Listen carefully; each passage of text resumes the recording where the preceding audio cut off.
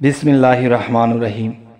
हे समस्त जगतबासी, आज आमी मोहम्मद शामीम आली आपनादेर सामने एकटी गुरुत्वपूर्ण आलोचना निये एसेछि। सेई आलोचनाटी हलो, देखुन, मानुष एकटा कथा मने करे जे आल्लाहर कालाम पाठ करलेई हये जाबे। ना, पाठ करलेई हये जाबे ना। देखें, एखाने पावारेर एकटा विषय आछे। जेमन कोनो कोनो मानुषके जिने धरेছে, भूते धरेছে, पेतनी धरेছে এবং খারাপ আত্মা তাকে ধরেছে, তার জীবনটাকে বরবাদ করে দিচ্ছে। কিন্তু দেখা যায় যে আত্মা, যেই জিনেদের মধ্যে কিন্তু মাওলানা আছে, হাফেজ আছে, কারি আছে। এখন হঠাৎ করে একটা জিন, তার মন মস্তিষ্ক নষ্ট হয়ে গেছে বা কোনো যুবতী নারীর দিকে তার মন চলে গেছে, তখন সেই নারীর মধ্যে সে বর করতে শুরু করেছে। তো এখন দেখা যায় যে এমন কোনো মানুষ এসে কোরআনের বিভিন্ন আয়াত পড়ে পড়ে এই জিনের রোগীর উপরে ফুঁক দিতেছে। তো ফুঁক দিলে দেখা যায় জিন তো সরে না, বা ওখানে খারাপ আত্মা সেটাও তো সরে না।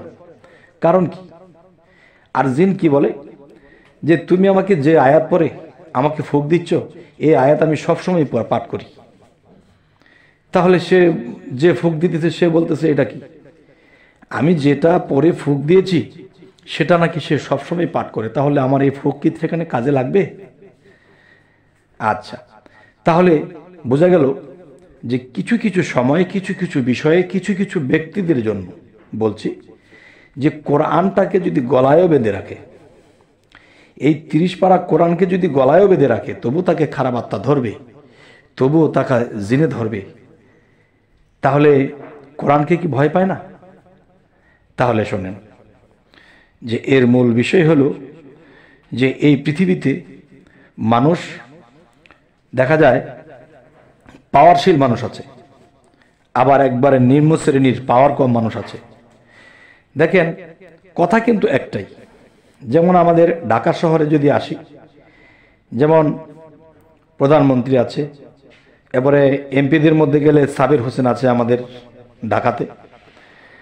তাহলে ধরুন, এখন প্রধানমন্ত্রী যদি বলে যে আজকে এই ফার্ম গেট থেকে শুরু করে এয়ারপোর্ট পর্যন্ত রাস্তা বন্ধ থাকবে সারাদিন, তিনি বলার সাথে সাথে কার্যকর হয়ে যাবে, বন্ধ হয়ে যাবে। আচ্ছা, একটা রিক্সাওয়ালা বলতেছে যে ফার্ম গেট থেকে এয়ারপোর্ট পর্যন্ত রাস্তাটা বন্ধ করে দেওয়া হবে, আজকের সারাদিন বন্ধ থাকবে। একটা রিক্সাওয়ালা যদি কথা বলে, তার কথা তো মানবেই না, তার উপর দিয়ে গাড়ি চলে যাবে। এবং প্রধানমন্ত্রী যখন বলল, তখন তার কথায় সাথে সাথে বন্ধ হয়ে গেল। তাহলে এই রিক্সাওয়ালার হাত আছে, পা আছে, চোখ আছে, নাক আছে, কান আছে, তার কথায় কিন্তু গাড়ি তো থামলই না, বরং তার উপর দিয়ে উঠিয়ে চলে যাবে। আর প্রধানমন্ত্রী যেই দেশেই থাকুক, আমেরিকাও যদি থাকে, আর সেখান থেকে যদি খালি একবার বলে যে এই মুহূর্তে ফার্ম গেট থেকে এয়ারপোর্ট পর্যন্ত গাড়ি চলবে না, সাথে সাথে বন্ধ হয়ে যাবে।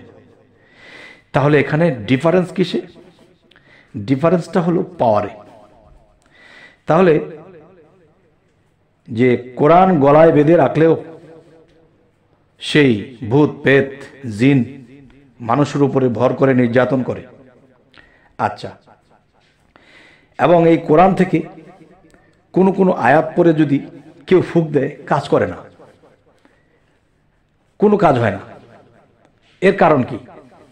আচ্ছা, আবার এই একই আয়াত যে পরে পরে ফুঁক দিয়েছিল, তার ফুঁকে কোনো কাজ হয়নি।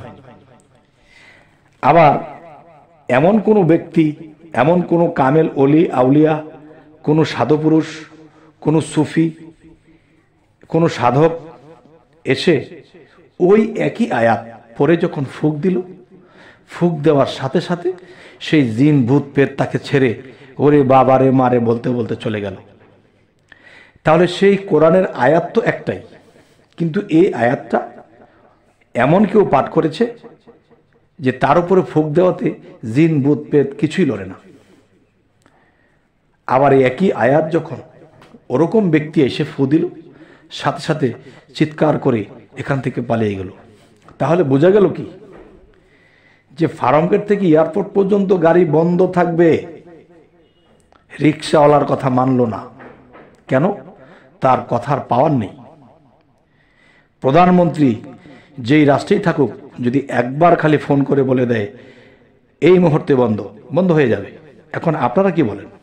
তাহলে বোঝা গেল যে এই কোরআন হযরত মুহাম্মদ সাল্লাল্লাহু আলাইহি সাল্লামের উপরে দান করেছেন, আর তিনি সমস্ত উম্মতের উপরে এটা দান করে গেছেন। এই কোরআনকে পড়ে আমরা সুপথ পাবো, আল্লাহ পর্যন্ত পৌঁছাবো। তাহলে এই কোরআনের মধ্যে বিভিন্ন রোগের বিষয়, বিভিন্ন বিপদ আপদ, বিভিন্ন সমস্যার সমাধানের জন্য এই কোরআন কাজ করতেছে, এবং এই কোরআনকে স্মরণ করে কোরআনের আইনকে মেনে আমরা আল্লাহ পর্যন্ত পৌঁছে যাব।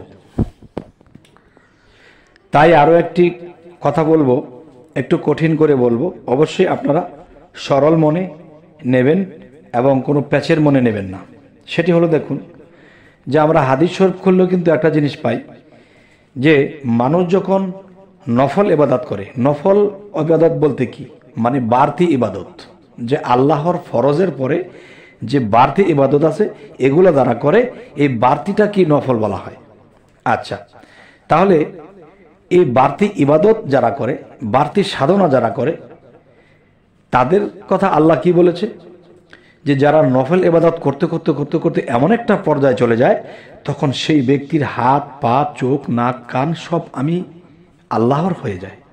তার হাত আমার হয়ে যায়, তার চোখ নাক মুখ সমস্ত কিছু আমার হয়ে যায়, এমনকি তার জবানটাও আমার হয়ে যায়। সুবহানাল্লাহ। তাহলে আল্লাহ তার ইবাদতে সন্তুষ্ট হয়ে তার মধ্যে আল্লাহ বিলীন হয়ে যায়। কারণ আল্লাহ তো বলেছি আমি মমিনের কালবে থাকি। মমিনের কালবে যদি আল্লাহ থাকি, তাহলে তার সাথে বিলীন হওয়া আর তার কালবে থাকা একই তো কথা। তখন সেই ব্যক্তি যখন কথা বলে, তার কথাগুলো কিন্তু সেই আল্লাহরই কথা। তাই বলবো, কোরআনের মধ্যে যে আয়াতগুলো লেখা আছে সবগুলোই তো কালাম। আর কালাম শব্দের অর্থ কি? কালাম শব্দের অর্থ কথা।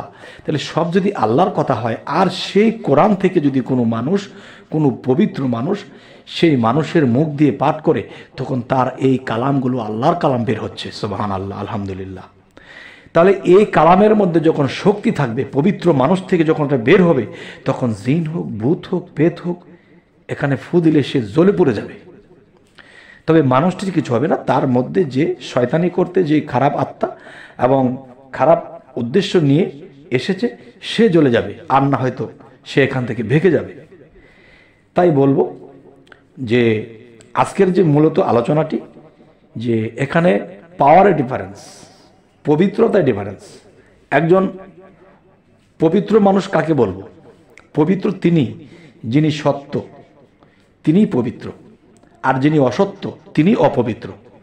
এখন মানুষ অজু করে, নামাজ পড়ে, দেখা গেছে অজু করতে গেলে দেহটাকে পানি দ্বারা ধুত করেছে, এটা ধুলা ময়লা পরিষ্কার করা হয়েছে, কিন্তু অন্তরের মধ্যে যদি পাপের ময়লা থাকে, তাহলে সেটা কি পানিতে ধুইলে যাবে? তাহলে সেই পাপের ময়লা যার পরিষ্কার হয়ে গেছে, পবিত্র হয়ে গেছে, একমাত্র তার মধ্যে আল্লাহ বিলীন হয় এবং তার মুখে আল্লাহ কথা বলে।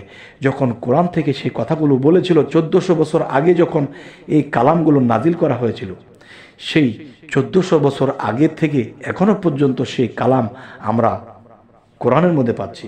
এবং নিজেকে যখন পবিত্র করা হয়, তখন সেই পবিত্র মানুষের মুখে আল্লাহই সব কিছু করে। তবে হে সমস্ত জগতবাসী, জানি না আমাদের এই আলোচনা আপনাদের কেমন লাগছে, তবে অবশ্যই যে কোরআনে এই কথাটি আল্লাহ বলেছে যে নিজেকে পবিত্র করলো সেই সফল কাম। কেন বলল? যে নিজেকে পবিত্র করলো সেই সফল কাম। সে পবিত্র কিন্তু শুধু পানি দ্বারা অজু করে নয়, সেটা পাপের ময়লা আমার হৃদয়ের থেকে আমি বের করে দিয়েছি। তখন সেই হৃদয়ের একটি নাম হলো হার্ট, আর সেই হার্টেরই আরেক নাম হলো কাল্ব। আর এই কাল্ব যার পবিত্র হয়ে গেছে, সেখানে আল্লাহর সিংহাসন নিয়ে আল্লাহ আসে, আল্লাহ সেখানে বসে এবং সেই বান্দার মুখে কথা বলে পৃথিবীতে কোনো ফাইসালা দিয়ে চলে যায়। সুবহানাল্লাহ, আলহামদুলিল্লাহ। তবে হে সমস্ত জগতবাসী, আমাদের এই চ্যানেলের আলোচনা যদি আপনাদের ভালো লাগে, তো অবশ্যই সাবস্ক্রাইব করে নেবেন, পরবর্তীতে যেন ভালো কোনো আলোচনা আপনাদের কাছে পৌঁছে দিতে পারি। তো সকলেই ভালো থাকবেন। আল্লাহ হাফিজ।